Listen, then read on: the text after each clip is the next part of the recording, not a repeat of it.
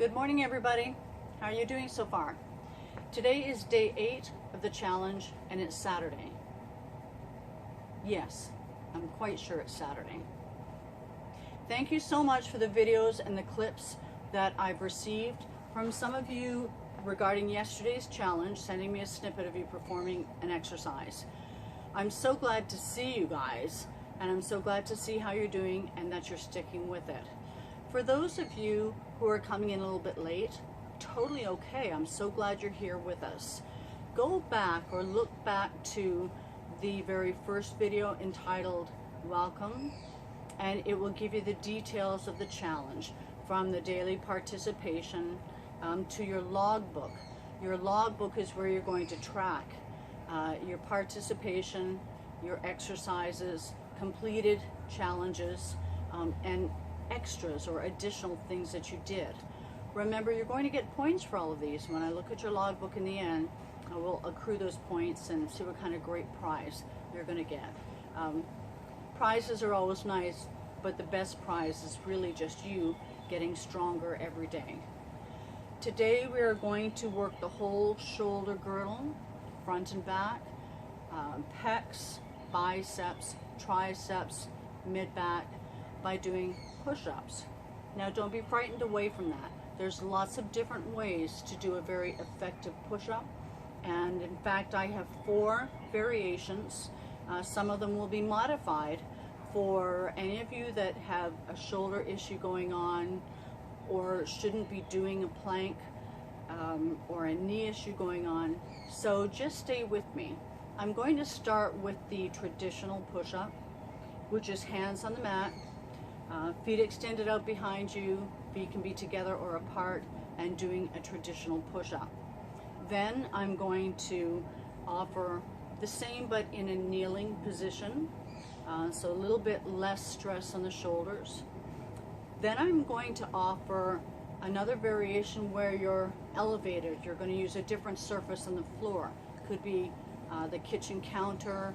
I've got the back of one of my chairs here, just as long as it's solid so that it can't move while you're doing your push-ups. And then lastly, I'm going to use a FlexiBand.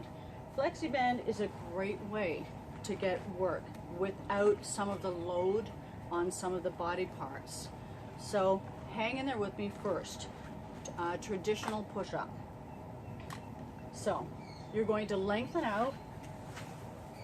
Hands need to be nice and wide, and hands slightly turned in. You want the elbows to go out to the side. You could do your tricep push-up, which is bringing the elbows into the waist, but I'm just going to stick with kind of military style push-up. So nice and wide, wider than my mat. Feet extended out, either together or apart. Hands slightly turned in. Make sure your hips are lowered so that you're in a good plank position, and don't let your head drop forward. And inhale, exhale to press. So that will be your traditional push-up.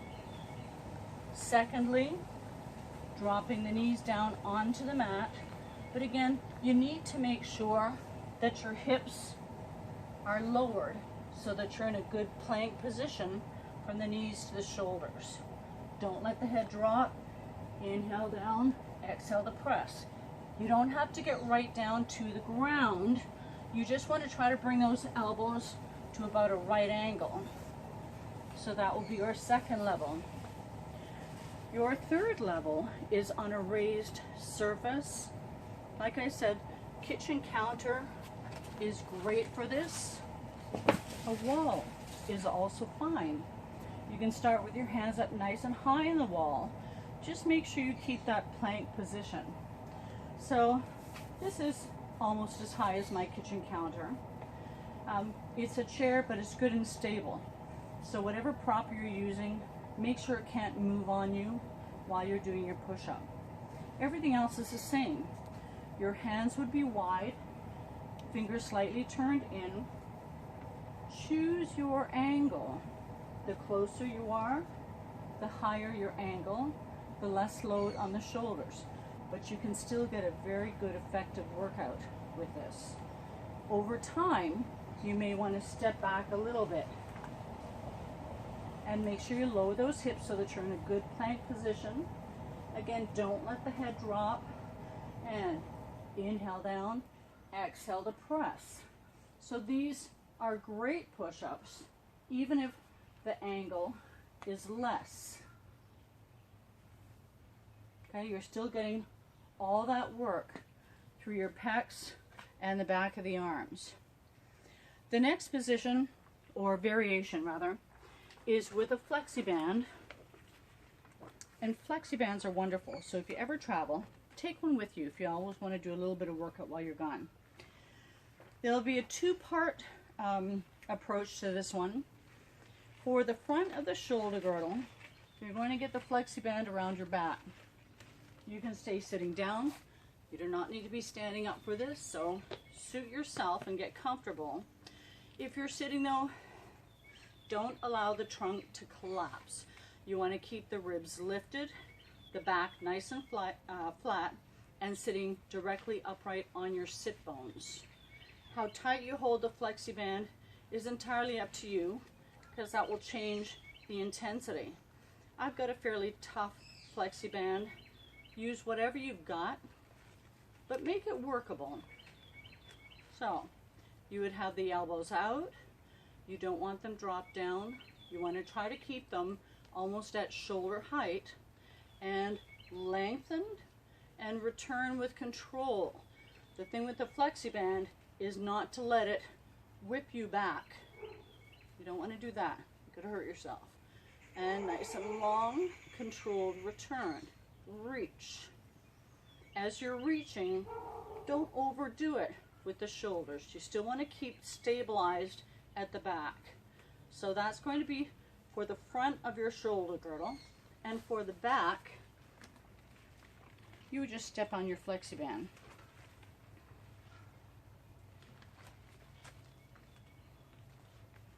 You want to step into a little bit of a forward lunge. You're not letting your chest drop forward.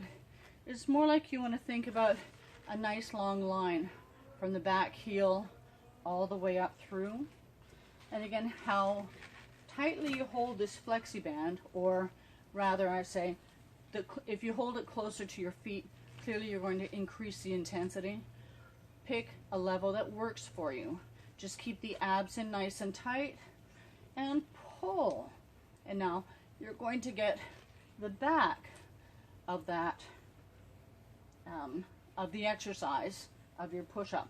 You'll be working the mid-back. The elbows do not need to go behind the body like that. We don't want chicken wings.